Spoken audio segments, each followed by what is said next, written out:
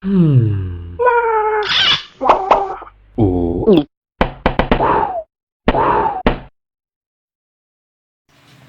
Assalamualaikum Ibu Reni. Perkenalkan, saya Janet, mahasiswa profesi keperawatan U4 dari kelompok 6. Pada kesempatan kali ini, saya akan memberi sedikit penjelasan mengenai perawatan stoma. Mari Bu, kita simak sama-sama penjelasannya melalui video ini.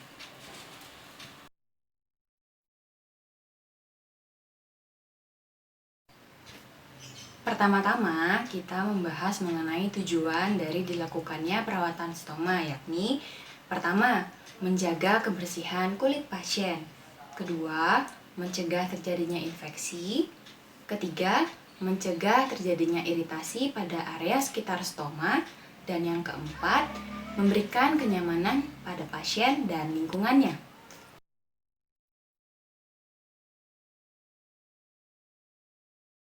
Selanjutnya, kita membahas mengenai komplikasi yang sering terjadi pada stoma.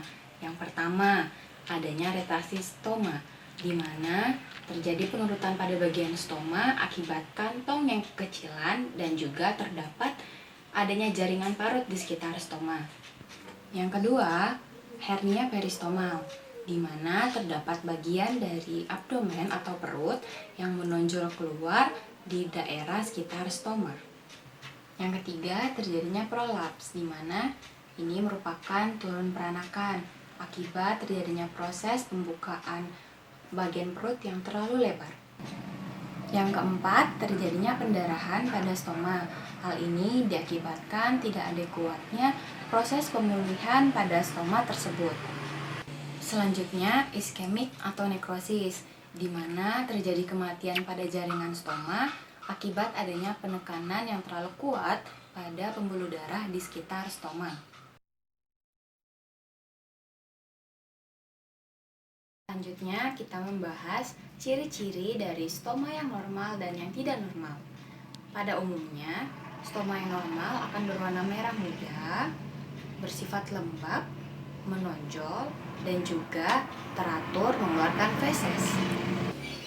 Adapun ciri-ciri dari stoma yang tidak normal adalah terjadi perubahan warna pada stomanya. Apabila stomanya berubah warna menjadi merah gelap atau kehitaman, hal ini menandakan terjadinya jaringan mati pada stoma tersebut. Selanjutnya, apabila stoma berubah warna menjadi putih atau kekuningan, hal itu menandakan adanya cedera yang lain. Dan yang terakhir, apabila stoma berubah warna menjadi kemerahan, menandakan adanya iritasi pada kulit.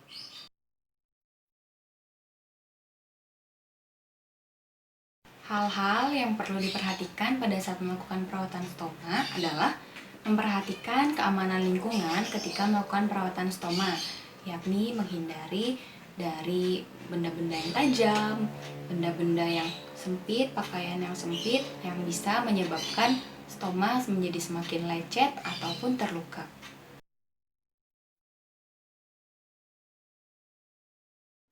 Langkah-langkah dalam melakukan perawatan kolostomi adalah sebagai berikut. Merencanakan jadwal penggantian kantong stoma. Jadwal penggantian kantong stoma disesuaikan dengan kebutuhan masing-masing pasien. Jangan ganti kantung lebih dari 7 hari. Alat dan bahan yang dipersiapkan adalah kantong stoma yang baru, sarung tangan, air bersih yang hangat, kain lembut atau tisu, kantong plastik, pulpen atau spidol, pengukur stoma, plester, gunting, dan stoma powder atau skin barrier. Kosongkan kantong ketika sudah mencapai sepertiga atau setengah penuh. Buka penutup kantong bagian bawah jika ada, lalu buang feses ke kloset. Bersihkan kantong stoma dan tutup kembali ujung kantong stoma jika ada. Setelah mencuci tangan, gunakan sarung tangan terlebih dahulu. Setelah itu, lepaskan dengan perlahan kantong stoma yang lama dengan satu tangan yang lain menahan bagian kulit. Jika perlu, gunakan kapas basah supaya tidak terasa nyeri saat membuka rekatan kantung. Selanjutnya, buang kantung yang lama ke dalam plastik sampah.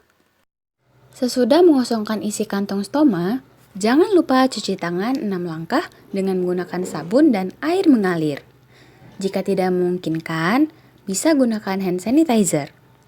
Keringkan dengan tisu atau kain. Membersihkan tangan merupakan hal penting saat melakukan perawatan stoma. Cek dan perhatikan kondisi stoma dan kulit di sekitarnya. Kulit dan stoma harus selalu berwarna merah. Jika berwarna hitam, ungu atau biru, atau jika ukurannya berubah, masuk atau keluar kulit Anda, terdapat bocor nanah atau darah, segera hubungi dokter dan perawat ETN Anda untuk mendapatkan saran. Bersihkan stoma dan kulit di area stoma menggunakan air hangat dan lap kering dengan sabun lembut di atasnya. Usap perlahan di sekitar stoma. Jangan menggosok. Hanya gunakan sabun yang tidak mengandung minyak atau wewangian. Gunakan lap kering untuk mengeringkan kulit. Tutup lubang stoma dengan kasa atau tisu sementara Anda mempersiapkan kantung yang baru. Gunakan barrier untuk kulit di sekitar stoma. Ini merupakan langkah opsional. Banyak orang menggunakannya sebagai alat tidak hanya untuk melindungi kulit, tetapi juga untuk memberikan rekatan yang kuat antara kulit dengan kantong stoma yang baru. Oleskan skin barrier di sekitar stoma. Berhati-hatilah untuk tidak mengoleskan skin barrier pada stoma itu sendiri. Biarkan area itu kering sekitar 60 detik. Jika kulit stoma terjadi iritasi dan terasa perih, maka skin barrier bisa diganti dengan menggunakan madu. Madu diketahui dapat menurunkan 50 hingga 100% jumlah kuman pada luka kronis, meningkatkan proses penyembuhan luka, menghambat pertumbuhan bakteri pada luka, dapat melindungi jaringan luka dari radikal bebas sehingga menurunkan proses inflamasi.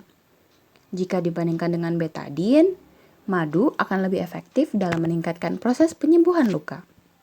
Persiapkan kantung stoma yang baru. Penting untuk mengetahui ukuran stoma.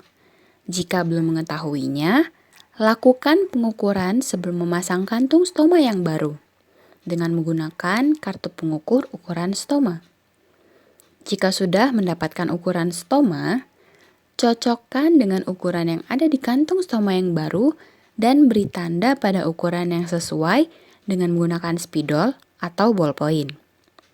Gunting kantong stoma yang baru sesuai dengan ukuran yang ditandai tadi. Kemudian, lepaskan kertas perekat dan tempelkan kantung stoma pada stoma. Rekatkan kantung stoma pada kulit perut dan lipat bagian ujung kantung. Mulailah menekan kantung di sekitar stoma yang terdapat lem perekat dimulai dari bawah stoma secara lembut bergerak ke samping dan kemudian ke atas.